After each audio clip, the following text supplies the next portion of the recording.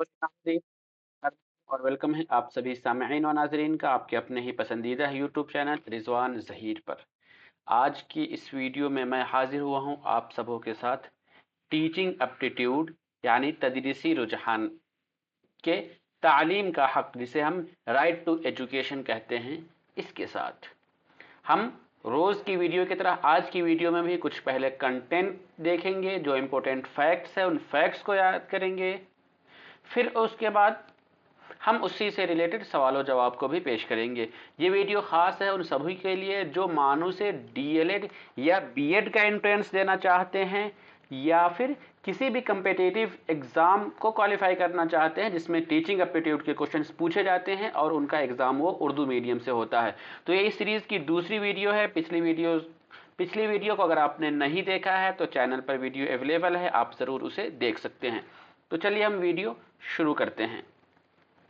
लेकिन उससे पहले आप लोगों को एक इन्फॉर्मेशन दे दूं कि वैसे कैंडिडेट जो सब भी यूट्यूब पर पढ़ाया जा रहा है उसका नोट्स हासिल करना चाहते हैं तो साथ में उनको प्रीवियस ईयर क्वेश्चन मतलब पिछले 8 सालों का क्वेश्चन मिल जाएगा आंसर के साथ, अगर कोर्स उसका डीएलएड है तो, या फिर अगर कोर्स बीएड है तो बीएड में भी पिछले 8 सालों का क्वेश्चन 2015 से लेकर 22 तक का, जिसमें subject Urdu, social science, mathematics, biological science और फिजिकल साइंस होगा। इन सभी के साथ जनरल सेक्शन का जो सब्जेक्ट होता है वो तो अवेलेबल होगा ही, ये सभी कंटेंट प्रोवाइड कराया जाएगा।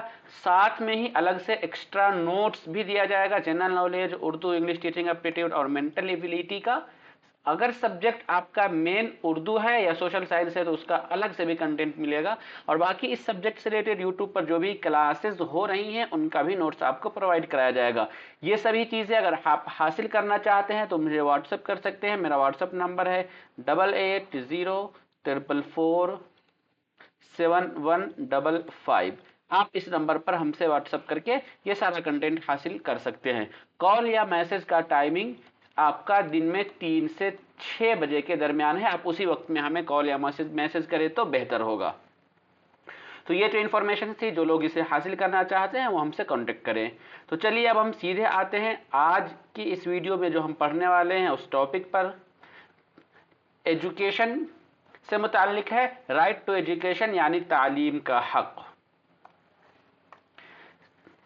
सबसे पहले हम कुछ बुनियादी मालूमात को हम यहाँ पर हासिल कर लेते हैं कि आखिर ये तालीम का हक क्या है। तो इसको सिंपल तौर पे हम आरटीई के नाम से जानते हैं। क्या? आरटीई यानी राइट टू एजुकेशन। आरटीई कानून का मकसद क्या था? उसका मकसद था फ्री एंड कंपलसरी, मुफ्त और लाजमी तालीम 6 से 14 साल के बच्चों को फराहम कराना। ये बार बार एग्जाम में पूछा जाता रहा है कि आरटीई के तहत कितने साल के बच्चों को मुफ्त एंड कंपलसरी तालीम देने की बात की गई है। तो आप इसे जरूर याद कर लें, 6 से 14 साल के बच्चों को।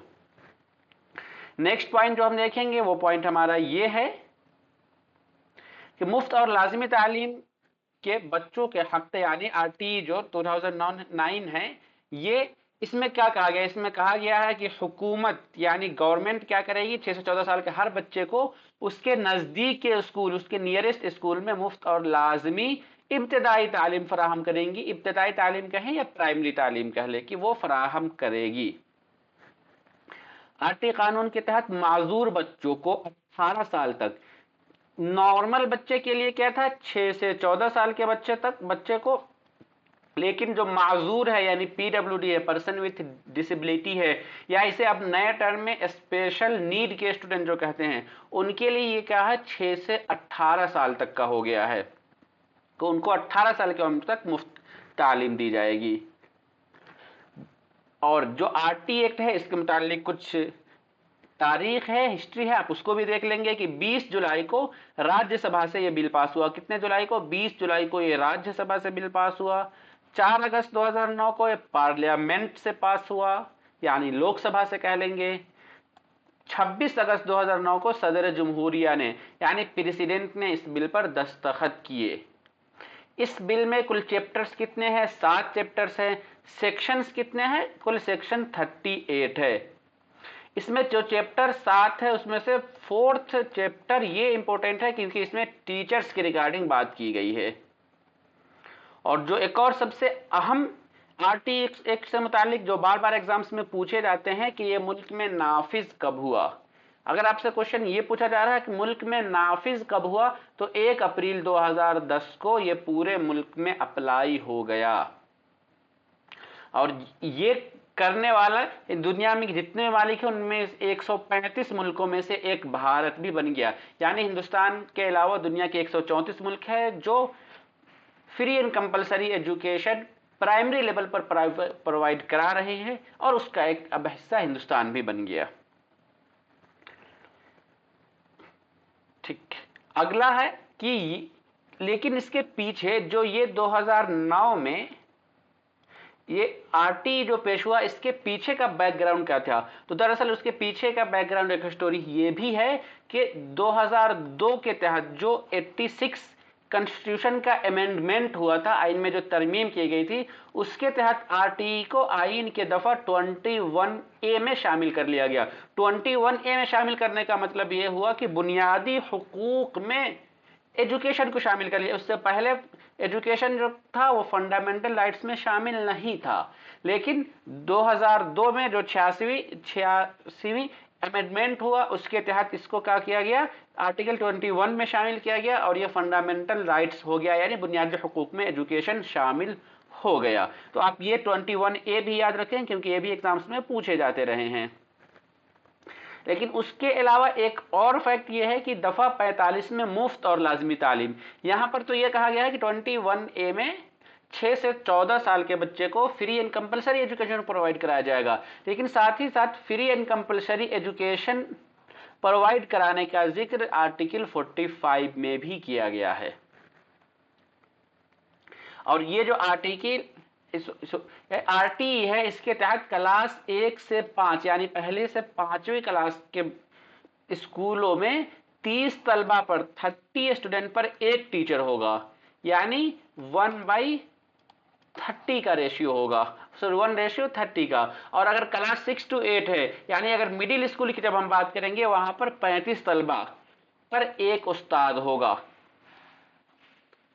ठीक, अब उसके अलावा एक और फैक्ट कि तालीम को आइन के मुश्तरका फहरिस्त यानी कंकरेंट लिस्ट में रखा गया है। हमारे कॉन्स्टिट्यूशन में जो भी चीजें हैं, बहुत सारे फैक्ट्स हैं, उनमें से कुछ ऐसे हैं जो सिर्फ सेंट्रल के पास है और कुछ है जो आपका स्टेट के पास है, और कुछ है जो दोनों में कॉमन है। तो जो दोनों में कॉमन है यानी वो स्टेट के और सेंट्रल दोनों का है, उसको हम क्या कहते हैं, कॉन्करेंट लिस्ट कहते हैं। तो एजुकेशन पहले जो था वो किस में था, वो पहले स्टेट लिस्ट में था, लेकिन जो 1976 में 42वां कॉन्स्टिट्यूशन का अमेंडमेंट जो हुआ, उस अमेंडमेंट के बाद एजुकेशन को कंकरेंट लिस्ट में दाखिल कर लिया गया, स्टेट लिस्ट से हटाकर।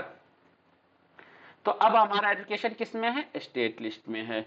तो ये कुछ फैक्ट्स थे। अब चलिए हम इसी से मुताल्लिक कुछ सवालों जवाब आपके देखते हैं जो आपके मश्क के लिए फायदेमंद है, और एग्जाम में ऐसे ही सवाल आपसे आ सकते हैं। और कई मरतबा आप अगर प्रीवियस ईयर क्वेश्चन देखे हैं तो मानो ने आरटीई से एक सवाल पूछा भी है।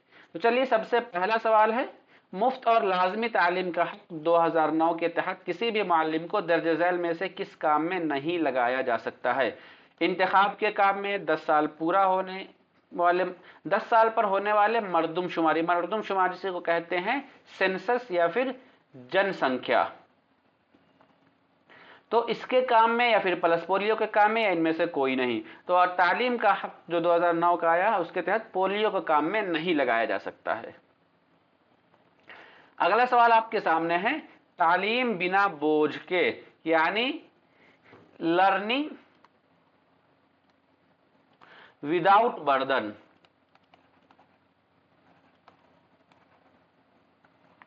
ये एक कमेटी भी आई थी, यशपाल कमेटी। आप लोग नीचे कमेंट बॉक्स में बताइए कि लर्निंग विदाउट बर्डन ये कमेटी कब आई थी। तो अब उसमें यह है कि तालीम बिना बोझ के इस जुमले को सबसे पहले किस रिपोर्ट में पेश किया गया? कौमी तालीमी पॉलिसी 1986, कोठारी आयोग 1964, यशपाल कमेटी 1993 या फिर एनसीएफ 2005। एनसीएफ का फुल फॉर्म होता है national curriculum framework. National curriculum framework. अब तक हिंदुस्तान में 4 मरतबा एनसीएफ आया है। कितने मरतबा? 4 मरतबा। इसको उर्दू में कौमी दरसियाती खाका कहते हैं। रिसेंट में या लेटेस्ट अभी जो हमारे स्कूलों में चल रहा है, वो स्कूलों में चलने वाला कौन सा है? 2005 वाला जो एनसीएफ है, वही 2005 का। जो 4 मरतबा एनसीएफ आया है, सबसे पहले आया था 1975 में, फिर 1988 में, उसके बाद 2000 में और 2005 में। अभी तक 2005 वाला ही चल रहा है। हाँ, नया अब फिर से बनाया जा रहा है, मसौदा पेश किया जा चुका है, लेकिन फाइनल अभी अप्लाई नहीं हुआ, तो हम 2005 वाले को कहेंगे कि अभी कंटिन्यू में 2005 का एनसीएफ है। और कौमी तालीमी पॉलिसी 1986 में आया, तो ये जाने हैं कोठारी आयोग। लेकिन यहाँ पर इस सवाल का जो जवाब है, सबसे पहले learning without burden Yashpal committee 1993 में जो आई थी, उसमें इस बात को पेश किया था। यानी जो बोझ दिया जाए या बच्चों से बस्ता का, बैग का जो बोझ आता है, उसको कम किया जाए। अगला सवाल है RTE एक्ट 2009 पूरे मुल्क में कब लागू हुआ?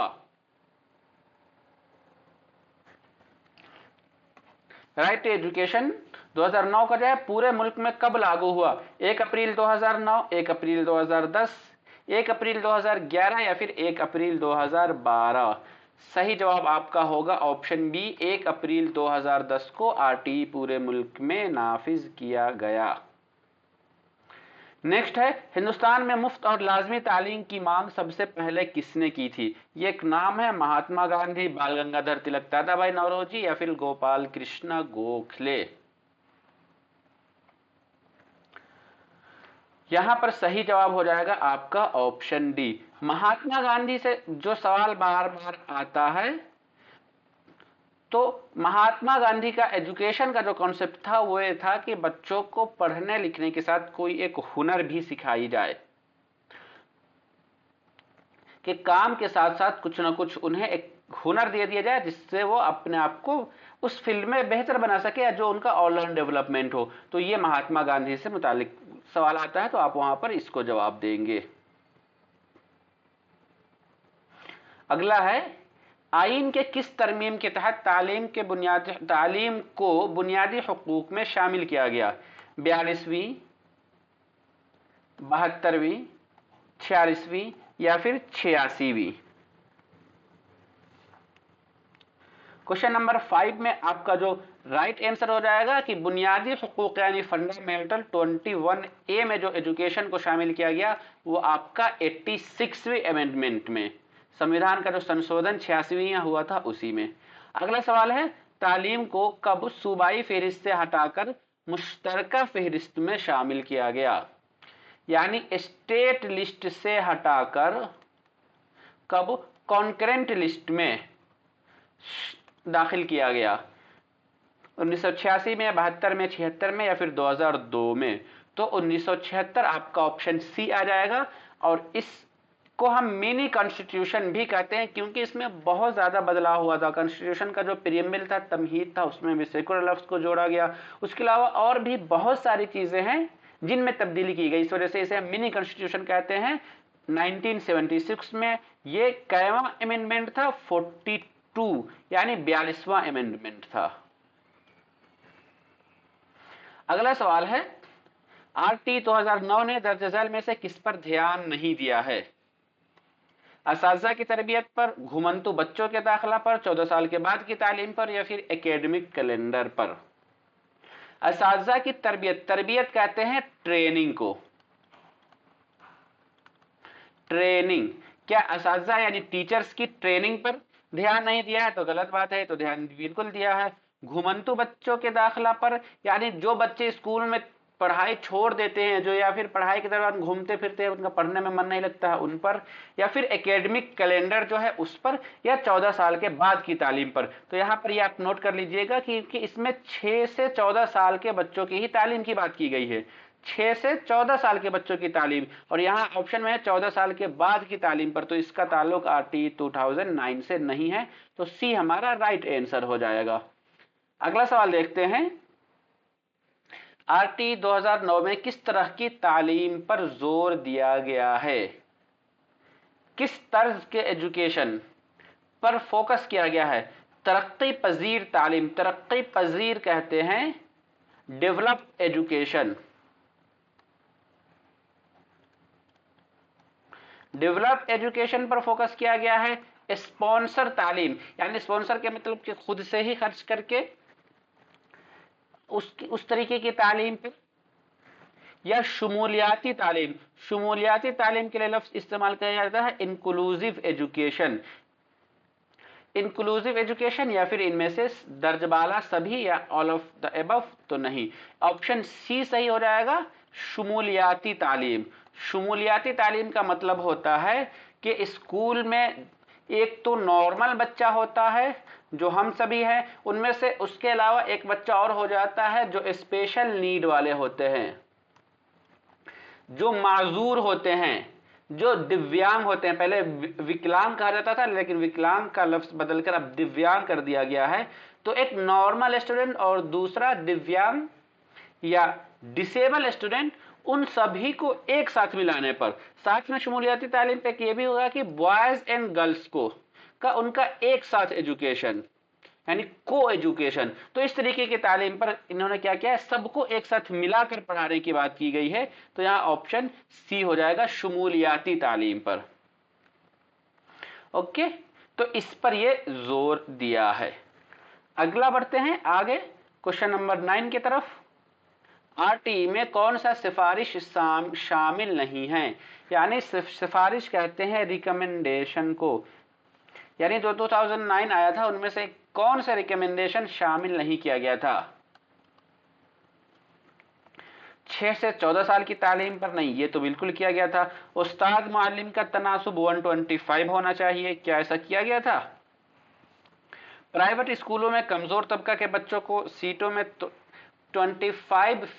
25% तहफ़्फ़ुज़ और स्कूल से बाहर तालीम पर जोर। तो यहाँ पर जो आप रेशियो देख रहे हैं 125 का, ये गलत हो जाएगा, क्योंकि प्राइमरी लेवल पर, प्राइमरी यानी 1 to 5 के बच्चों के लिए टीचर्स और स्टूडेंट्स का रेशियो कितना होना चाहिए? 130। अगर ये हम मिडिल पर चले आएंगे, यानी 6 to 8 क्लास तक चले आएंगे, तो यहाँ पर एक टीचर पर 35 स्टूडेंट्स होने चाहिए।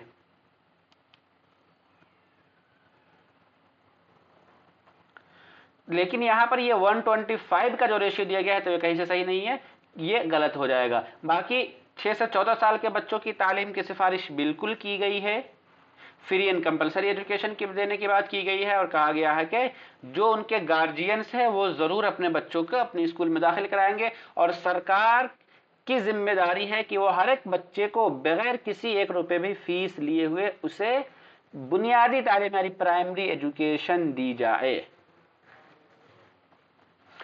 नेक्स्ट जो है प्राइवेट स्कूलों में कमजोर तबका। देखिए सरकार जो स्कीम्स बनाती है, बहुत सारे स्कीम्स आवाम के हक में बहुत फायदेमंद होते हैं, लेकिन असल मसला यह होता है कि उसमें अप्लाई कितना हो रहा है। यहाँ पर सरकार का एक रूल ये भी है 2009 के तहत कि जितने भी प्राइवेट स्कूल हैं उनमें कमजोर तबका जो है, जो वीकर्स स्टूडेंट हैं, उनके लिए 25%, 25% सीटें रिजर्व रहेंगी, उनमें वो 25% सिर्फ उन्हीं बच्चों का एडमिशन होगा। एक ये भी बात की गई है आरटीई में, लेकिन भले इसका आज के दौर में अप्लाई नहीं हो रहा है। आप देखेंगे कितने सारे प्राइवेट स्कूल्स हैं जहां वो कमजोर बच्चों को उनके लिए सीटें रिजर्व करते हो। आमतौर पे ऐसा बिल्कुल नहीं होता है। स्कूल से बाहर तालीम, ये आरटी 2009 और फिर एनसीएफ ये 2005 का जो है, तो इसमें एक ये है कि स्कूल से बाहर बच्चों को चार दीवारी से बाहर की तालीम पर जोर देना। यानी कि ऐसा नहीं कि सिर्फ वो रट्टू हो और किताबी नॉलेज उसके पास हो, बल्कि हमारे माहौल में, हमारे आसपास में जो चीजें हो रही हैं उन सभी के बारे में उन्हें बताना, उन सभी के बारे में उन्हें सिखाना, इस पर भी जोर दिया गया है। और एनसीएफ 2005 जो आया था, इसका एक खास मकसद ये था कि रट्टाफिकेशन जो है उसे खत्म किया जाएगा स्कूलों से। नेक्स्ट हम आएंगे तो इसका आप लोग जवाब नोट कर लीजिए कि आरटीई में कौन सा सिफारिश शामिल नहीं है। तो तनासुब यानी रेशियो नहीं होना चाहिए, 125 वाला गलत है। आगे बढ़ेंगे, 10वां क्वेश्चन है, आरटीई कानून के तहत माजूर बच्चों के लिए कितनी साल की उम्र तक मुफ्त और लाजमी तालीम देने की बात की गई है? 14 साल, 15 साल, 16 साल या 18 साल? यहां पर आपका राइट आंसर हो जाएगा जो माजूर है। माजूर किसे कहते हैं? PWD, person with disability. और गवर्नमेंट इस तरीके के बच्चों को रिजर्वेशन भी देती है, चाहे वो किसी इंस्टीट्यूशन में एडमिशन के लिए हो या जॉब्स वगैरह में हो, हर जगह उन्हें रिजर्वेशन मिलता है। माजूर बच्चे, हिंदी में इसे पहले विकलांग कहते थे, अब दिव्यांग कहा जाने लगा है। तो उनके लिए 18 साल तक, आम बच्चों के लिए 6 से 14 साल तक है, लेकिन जो माजूर है, जो डिसेबल है या स्पेशल नीड वाले हैं, उन्हें 18 साल तक फ्री एंड कंपलसरी एजुकेशन देने की बात की है। अगला है, आरटीई एक्ट 2009 पार्लियामेंट से कब पास हुआ? पार्लियामेंट से कब पास हुआ, यहां पर यह क्वेश्चन पूछा जा रहा है। तो 4 अगस्त 2009, 4 सितंबर 2009, 4 अप्रैल 2009 या 4 जून 2009? यहां पर राइट आंसर हो जाएगा 4 अगस्त 2009। आरटीई एक्ट जो है ये पार्लियामेंट से 4 अगस्त 2009 को पास हुआ और मुल्क में अप्लाई कब हुआ? 1 अप्रैल 2010 को। ठीक, अगला सवाल है, तालीम का हक आइन किस आर्टिकल में है? राइट टू एजुकेशन जिसको हम कहते हैं, ये कॉन्स्टिट्यूशन के किस आर्टिकल में है? 31A, 15A, 21A या फिर 29A? तो 21A जो है, इसी में ही तालीम का हक यानी राइट टू एजुकेशन को रखा गया है और यह फंडामेंटल राइट में शामिल है। अगला है, आरटीई एक्ट के तहत क्लास 1 से 5 के लिए स्कूलों में तलबा व असातिज़ा के दरमियान कितना तनासुब होना चाहिए? तनासुब कहते हैं रेशियो को, जिसे हिंदी में अनुपात कहा जाता है। तो ये अनुपात कितना होना चाहिए? ये 130 का, 125 का, 135 का या 1:32 का? तो अगर 1 to 5 के लिए पूछा जाए तो आप 130 करेंगे, अगर यही 6 to 8 होता तब आप करते 135। इसमें भी थोड़ा सा डिफरेंस है, शहर के लिए अलग, देहात के लिए अलग, लेकिन जनरली यही है।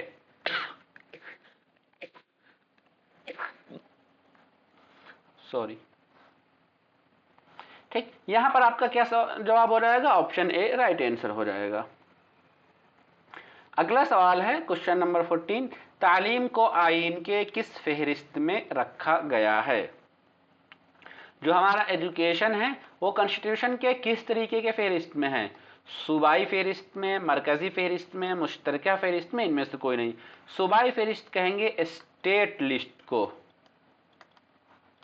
मरकजी फेहरिस्त कहेंगे सेंट्रल लिस्ट को, मुश्तरका यानी कॉन्करेंट होता है और ये दोनों होता है, जिसे मुश्तरका फेहरिस्त को हम हिंदी में क्या कहते हैं? समवर्ती सूची।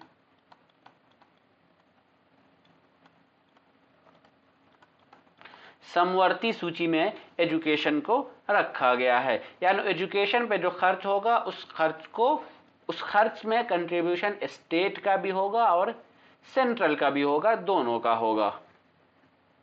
अब हम अगला सवाल देखते हैं, इस वीडियो का लास्ट क्वेश्चन है,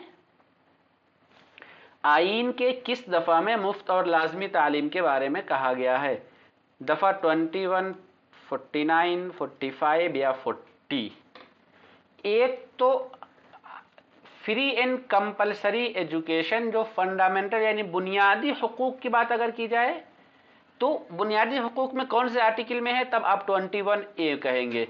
लेकिन अगर सिर्फ इसके अलावा जो मुफ्त और लाजमी तालीम देने की बात की गई है स्टेट के लिए, वो 45 में है। तो यहाँ पर ऑप्शन सी सही होगा। ओके, तो चलिए आज की इस वीडियो में बस इतना ही। उम्मीद करता हूँ कि आप सभी को ये वीडियो पसंद आया हो। अगर वीडियो पसंद आया है तो वीडियो को लाइक कीजिए, और आप नए हैं, अभी तक आपने रिजवान ज़हीर यूट्यूब चैनल को सब्सक्राइब नहीं किया है तो ज़रूर सब्सक्राइब कीजिए। और जो लोग भी प्रीवियस ईयर क्वेश्चन, नोट्स और यूट्यूब पर जो पढ़ाया जा रहा है इन सभी का PDF हासिल करना चाहते हैं तो वो हमें व्हाट्सअप कर सकते हैं। मेरा व्हाट्सअप नंबर है 8804447155। इस नंबर पर हमसे कांटेक्ट करके हासिल कर सकते हैं। तो आज की इस वीडियो में दीजिए हमें इजाज़त, हम फिर मिलेंगे इसी तरीके की अगली वीडियो में। तब तक के लिए शुक्रिया, अल्लाह हाफिज़।